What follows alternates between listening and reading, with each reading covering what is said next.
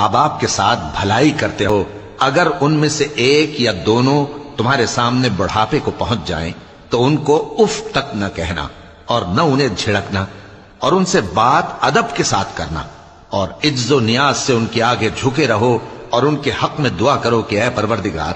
جیسا انہوں نے مجھے بچپن میں شفقت سے پرورش کیا ہے تو بھی ان کے حال پر رحمت فرما، جو کچھ تمہارے دلوں میں ہے تمہارا پروردگار اس سے بخوبی واقف ہے، اگر تم نیک ہوگے تو وہ رجوع لانے والوں کو بخش دینے والا ہے۔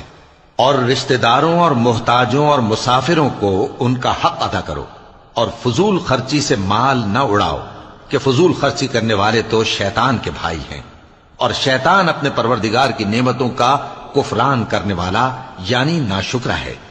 اور اگر تم اپنے پروردگار کی رحمت یعنی فراخ دستی کے انتظار میں جس کی تمہیں امید ہو ان مستحقین کی طرف توجہ نہ کر سکو تو ان سے نرمی سے بات کہہ دیا کرو، اور اپنے ہاتھ کو نہ تو گردن سے بندھا ہوا یعنی بہت تنگ کر لو کہ کسی کو کچھ دو ہی نہیں، اور نہ بالکل کھول ہی دو کہ سبھی کچھ دے ڈالو، اور انجام یہ ہو کہ ملامت زدہ اور حسرت زدہ ہو کر بیٹھ جاؤ۔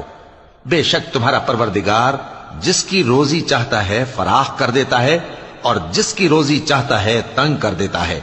وہ اپنے بندوں سے خبردار ہے اور ان کو دیکھ رہا ہے۔ اور اپنی اولاد کو مفلسی کے خوف سے قتل نہ کرنا، کیونکہ ان کو اور تم کو ہم ہی رزق دیتے ہیں، کچھ شک نہیں کہ ان کا مار ڈالنا بڑا سخت گناہ ہے۔ اور زنا کے پاس بھی نہ جانا کہ وہ بے حیائی ہے اور بری راہ ہے۔ اور جس جاندار کا مارنا اللہ نے حرام کیا ہے اسے قتل نہ کرنا مگر جائز طور پر یعنی بفتوائے شریعت، اور جو شخص ظلم سے قتل کیا جائے ہم نے اس کے وارث کو اختیار دیا ہے کہ ظالم قاتل سے بدلہ لے، تو اس کو چاہیے کہ قتل کے قصاص میں زیادتی نہ کرے کہ وہ منصور و فتح یاب ہے۔ اور یتیم کے مال کے پاس بھی نہ پھٹکنا مگر ایسے طریق سے کہ بہت بہتر ہو، یہاں تک کہ وہ جوانی کو پہنچ جائے، اور عہد کو پورا کرو کہ عہد کے بارے میں ضرور پرسش ہوگی، اور جب کوئی چیز ناپ کر دینے لگو تو پیمانہ پورا بھرا کرو، اور جب تول کر دو تو ترازو سیدھی رکھ کر تولا کرو، یہ بہت اچھی بات اور انجام کے لحاظ سے بھی بہت بہتر ہے۔ اور اے بندے، جس چیز کا تجھے علم نہیں اس کے پیچھے نہ پڑ کہ کان اور آنکھ اور دل ان سب اعضاء کے بارے میں ضرور باز پرس ہوگی، اور زمین پر اکڑ کر اور تن کر مت چل کہ تو زمین کو پھاڑ تو نہیں ڈالے گا اور نہ لمبا ہو کر پہاڑوں کی چوٹی تک پہنچ جائے گا۔ ان سب عادتوں کی برائی تیرے پروردگار کے نزدیک بہت ناپسند ہے۔ اے پیغمبر، یہ ان ہدایتوں میں سے ہیں جو اللہ نے حکمت کی باتیں تمہاری طرف وحی کی ہیں، اور اللہ کے ساتھ کوئی اور معبود نہ بنانا کہ ایسا کرنے سے ملامت زدہ اور راندہ درگاہ بنا کر جہنم میں ڈال دیے جاؤ گے۔ مشرکو، کیا تمہارے پروردگار نے تم کو تو لڑکے دیے اور اپنے لیے فرشتوں کو بیٹیاں بنایا؟ کچھ شک نہیں کہ یہ تم بڑی نامعقول بات کہتے ہو، اور ہم نے اس قرآن میں طرح طرح کی باتیں بیان کی ہیں تاکہ لوگ نصیحت حاصل کریں، مگر وہ اس سے اور بدک جاتی ہیں۔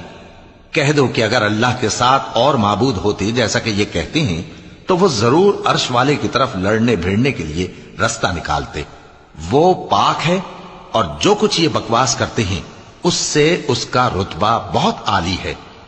ساتوں آسمان اور زمین اور جو لوگ ان میں ہیں سب اسی کی تسبیح کرتے ہیں، اور مخلوقات میں سے کوئی چیز نہیں مگر اس کی تعریف کے ساتھ تسبیح کرتی ہے، لیکن تم ان کی تسبیح کو نہیں سمجھتے۔ بے شک وہ بردبار ہے، غفار ہے۔ اور اے نبی، جب تم قرآن پڑھا کرتے ہو تو ہم تم میں اور ان لوگوں میں جو آخرت پر ایمان نہیں رکھتے چھپا ہوا پردہ یعنی حجاب ڈال دیتے ہیں، اور ان کے دلوں پر بھی پردے ڈال دیتے ہیں کہ اسے سمجھ نہ سکیں، اور ان کے کانوں میں ثقل پیدا کر دیتے ہیں۔